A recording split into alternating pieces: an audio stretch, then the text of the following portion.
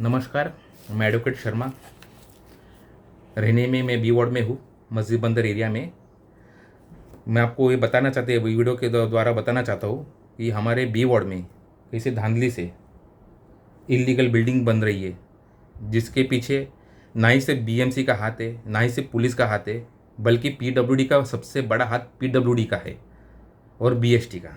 पहली बात तो ये, अब कुछ दिन पहले एकनाथ जी शिंदे, हमारे उप मुख्यमंत्री, उन्होंने एक बयान दिया था कि कोई भी इलीगल काम होगा उसके ऊपर हम कड़क से कड़क कार्रवाई करेंगे। उसके अगेंस्ट में हमारे एरिया के एमएलए श्री अमीन पटेल जी ने, उन्होंने एक सवाल किया था कि एक एक माला तोड़ के 10-10 माला बिल्डिंग बना रहे बीएमसी और पुलिस का अधिकारी की मिली साठगांठ से, उसके ऊपर क्या एक्शन होगा, क्या कार्रवाई होगी। तो उसके संदर्भ में हमारे सीएम देवेंद्र फडणवीस ने, उन्होंने एक बयान दिया कि उनके ऊपर मकोका लगेगा। जो भी इलीगल काम करेगा उसके अगेंस्ट में बिल्डर हो, पुलिस अधिकारी हो या कोई भी अधिकारी हो, उनके खिलाफ मकोका का कायदे के हिसाब से कार्रवाई की जाएगी। अब मुझे ये बोलना है कि हमारे यहाँ पे एरिया में एक बिल्डिंग है, पन्ना अली बिल्डिंग, जो कि 16 फरवरी को भयंकर आग लगी थी, जिसमें 2 जन मारे गए और 2 से 3 छोटे आके उनको डिस्चार्ज भी दिया गया था। उसमें सबसे पहले पुलिस को फ़ोन करने वाला, फायर ब्रिगेड को फ़ोन करने वाला, इमरजेंसी को फ़ोन करने वाला मैं था। और उसी दिन देवेंद्र फडणवीस के पार्टी के, बीजेपी के पार्टी का एक आदमी, हमारे यहाँ के वार्ड अध्यक्ष, वो आके मुझे सबके सामने धमकी दिया। धमकी क्यों दिया, किस लिए दिया, मुझे पता नहीं। लेकिन जिस बिल्डिंग के रहवासी को मैंने फ़ोन किया, उन्होंने मेरा सपोर्ट नहीं किया। कम से कम मैंने 90 के आसपास की ज़िंदगी बचाई। अगर मैं फ़ोन नहीं करता या ऐसे में तमाशाई बिन देखते रहता था, बिल्डिंग पूरी जल के खाक होती थी, तो कितने जन मर जाते थे।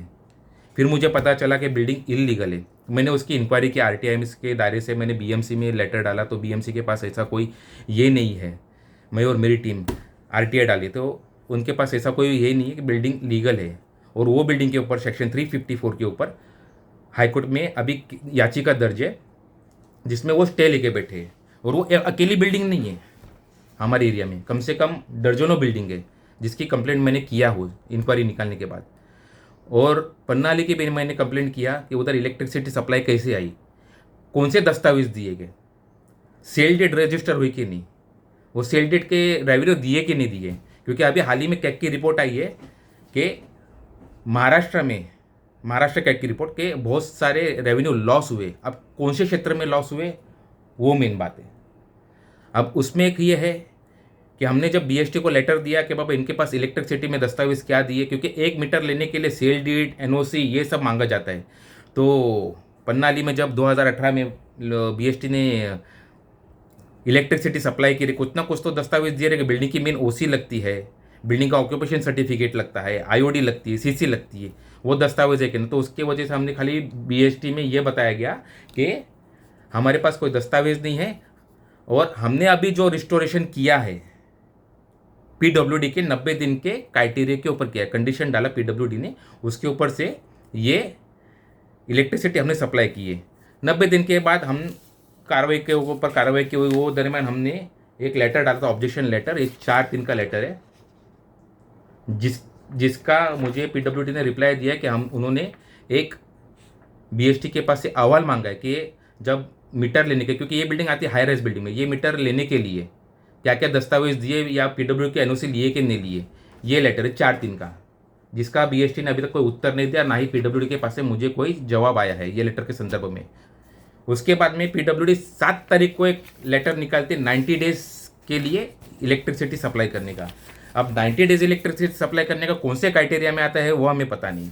और उसमें यह दिया जाता है कि आपको सबसे पहले स्थलांतर किया जाएगा, मीन्स जो भी लोकेशन है, लोकेशन को आप मीटर लोकेशन उसको पहले स्थलांतर करो, जो कि उन्होंने अभी तक किया नहीं। और आपके माध्यम से मैं ये बताना चाहता हूँ, मैं और मेरी टीम सिर्फ पीडब्ल्यूडी के बीएसटी के पास भी फॉलोअप रख रहे थे। अब पीडब्ल्यूडी ने कौन से कायदे के हिसाब से 90 दिन का ये दिया वो हमें पता नहीं। हम राठौर साहब के पास गए, राठौर साहब ने हमको बताया कि कोई शिंदे जी का है। अब ये देखो साठगांठ कैसे हो रही है, कोई शिंदे जी का है, डॉक्टर तोड़कर, उन्होंने उनको फ़ोन किया, इसके लिए 90 दिन का हमने टेम्परवरी ये दिया। और उसी दरम्यान मैंने उनको एक सुप्रीम कोर्ट का ऑर्डर की कॉपी दी थी, जो ये ऑर्डर है 24 दिसंबर 2024 की है कि कोई भी प्रकार का इलीगल होगा कंस्ट्रक्शन, उसको आप कोई 17 दिसंबर 2024 की सुप्रीम कोर्ट ने एक ऑर्डर पास किया था, जिसमें खुद नोटिंग के तो ये सुप्रीम कोर्ट ने कि कोई भी प्रकार का इलीगल कंस्ट्रक्शंस का काम होगा, कोई भी होगा, तो सब रजिस्ट्रार, चीफ सेक्रेटरी सबके लिए उन्होंने एक नोटिस इशू किया था सुमोटो लेके सुप्रीम कोर्ट में। ये मैंने पीडब्ल्यूडी के ऑफिसर को, श्री सुधीर राठौड़ जी को, और बीएसटी के ऑफिसर को, चंदनकर साहब को, फिर बीएसटी के दूसरे ऑफिसर जो है देशमुख जी, राम देशमुख, उनको भी मैंने लेटर दिया। उन्होंने बोला हम कार्रवाई करेंगे, लेकिन अभी तक कोई कार्रवाई हुई नहीं। उसके बाद में हम फिर 90 दिन के बाद पीडब्ल्यूडी के पास गए, बीएसटी के पास गए, अभी तक इलेक्ट्रिसिटी क्यों नहीं गई या क्या कार्रवाई की आपने, हम कार्रवाई के लिए गए, तो कार्रवाई तो कुछ हुई नहीं। लेकिन कल वापस उन्होंने एक एनओसी दी है पीडब्ल्यूडी ने, ये बोल के कि बाबा उधर आदमी लोग हैं, बूढ़े हैं, हम मानते हैं आदमी लोग बूढ़े लोग हैं, और हम चीफ मिनिस्टर से दरख्वास्त करते हैं कि आप बोलते हैं मकोका लगाएगा, तो मकोका सिर्फ बिल्डर के ऊपर मत लगाइए, ना ही पुलिस ऑफिसर या गवर्नमेंट ऑफिसर किसी ऑफिसर के ऊपर लगाए। मकोका आप उन लोगों के ऊपर लगाइए जो इलीगल मालूम होने के बाद भी जो इलीगल बिल्डिंग में अपना रूम लेते हैं, जिसके वजह से हमें पार्किंग का प्रॉब्लम होता है, पानी का प्रेशर कम होता है, सीवरेज का प्रॉब्लम होता है।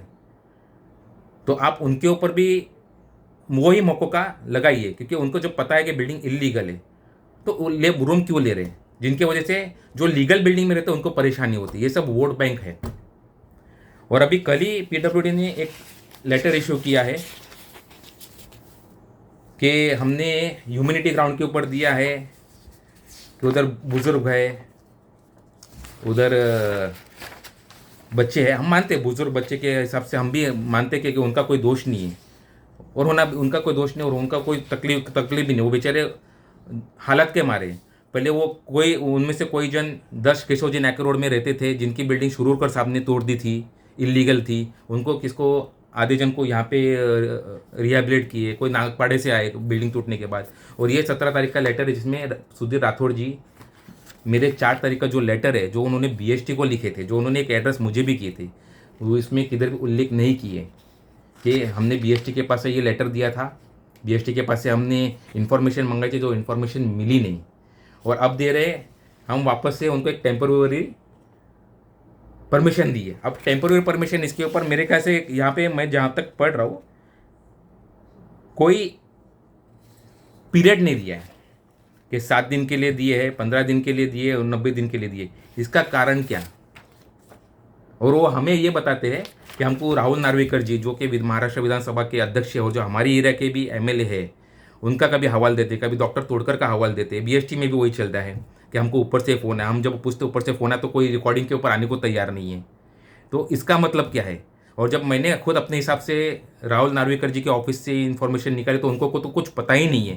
तो यानी ये जो ऑफिसर्स है ये खुद एनओसी देते हैं और उनके सुपीरियर्स का नाम लेते हैं, डॉक्टर तोड़कर हुए या राहुल नार्वेकर जी हुए या दूसरे कोई हुए, लेकिन ये वीडियो के ऊपर बोलते नहीं, अनऑफिशियली बोलते। हमने उसको बोले भी राठौर जी को आप मुझे राइटिंग में दीजिए, हम देशमुख साहब को बोले राइटिंग में दीजिए, कोई राइटिंग में देने को तैयार नहीं है। इस लेटर के माध्यम से मैं ये बोल रहा हूँ कि बी वार्ड में सिर्फ बाबू लोग के ऊपर नहीं, उन परिवार के ऊपर भी कार्रवाई होनी चाहिए जो खुद इलीगल तरीके से बिल्डिंग में रह रहे, इलीगल तरीके से वाटर कनेक्शन ले रहे, इलीगल तरीके से इलेक्ट्रिक कनेक्शन ले रहे हैं। जो हमें जो लोकल वहाँ के जो रहवासी जो लीगल बिल्डिंग में रहते हैं उनको काफ़ी परेशानी होती है। और सबसे पहले तो पीडब्ल्यूडी के ऊपर, सुधीर राठौड़ जी के ऊपर कार्रवाई होनी चाहिए कि इतना सब कुछ उनके पास आने के बाद। और ये खासियत है, हमने जब राठौड़ जी को बताया तो हमको क्या बोलते हैं मार्च महीने में, हमको तो कुछ पता ही नहीं उधर ऐसी कोई बिल्डिंग है। जब आपको पता नहीं बिल्डिंग है तो आप एनओसी कैसे दे रहे हो? जब आपके पास फॉर्म ए जो उनका है, फॉर्म ए के बगैर ओसी नहीं मिलती है, जब आपके पास कोई एप्लीकेशन नहीं आया तो आप रिकनेक्शन कैसा दे रहे हो? ये तो हंसने वाली बात है। जब मेरे पास कोई एप्लीकेशन नहीं आया नए मीटर के लिए या नई इलेक्ट्रिसिटी के लिए और उसके लिए मैं आप रिकनेक्शन के लिए दे रहा हूँ, ये तो एक हास्य वाली बात है। और मुझे बोले मैं कार्रवाई करूंगा, उसके बाद में वो बोलते मुझे तोड़कर का फ़ोन आया, राहुल नार्वेकर जी के ऑफिस से फ़ोन आया। जहाँ तक कि जहाँ तक मेरी इन्फॉर्मेशन है, ऐसे कोई तोड़कर साहब ने फ़ोन नहीं किए, ऐसे कोई राहुल नार्वेकर जी या उनके ऑफिस से फ़ोन आया है। ये अपनी रोटी सेकने के लिए, अपना जेब भरने के लिए इनका नाम का इस्तेमाल कर रहे हैं, जो कि गलत है और इनके ऊपर कार्रवाई होनी चाहिए।